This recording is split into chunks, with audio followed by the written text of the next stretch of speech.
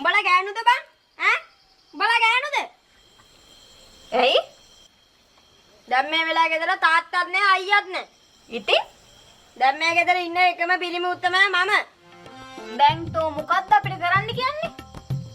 දැන් මට කියා කවුද පරිප්පේකට නීතිය දාපු එකි? මම.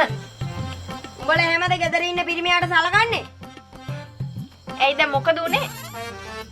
රාජභෝජනයක් වගේ තියෙන පරිප්පු වලට නීතිය දානට වැඩිය හොඳයි පරිප්පු පණ පිටින් දූෂණය කරනවා. ඇයි හාමු මහත්තයා ඔහොම කන්නේ නැද්ද? මේම කන්න පුළුවන්ද? මගේ බල්ලවත් කන්නේ. යකෝ මූ දැන් මෙහෙමනම් අපිට ලොකු වෙලා කණක් ඇහිලින්න හම්බෙන්නේ නෑනේ. නෙත්වි පව් හැබැයි. ඇයි? කවුද නෙත්වි? අර පැත්තකින් පච්චයක් එම් කොටාගෙන හිටියේ පෑනේ නේද? මම්මට හුඩු. හාමු මහත්තයා දැන් පච්චෙකුත් ගහලා. නෙත්වි කියලා.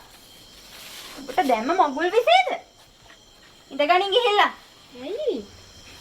ඉඳගනින්කෝ.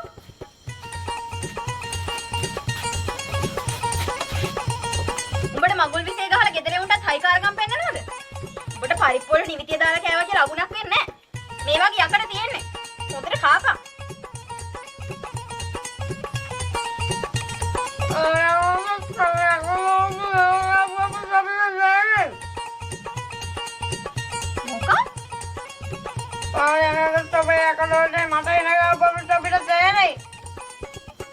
යකඩ වලට හෙන ගහුවම මට තේරෙයි.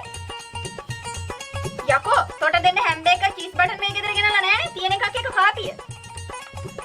උට හැමදාම දෙන්න ඕනේ පරිප්පු වල නිවිතිය දාලා.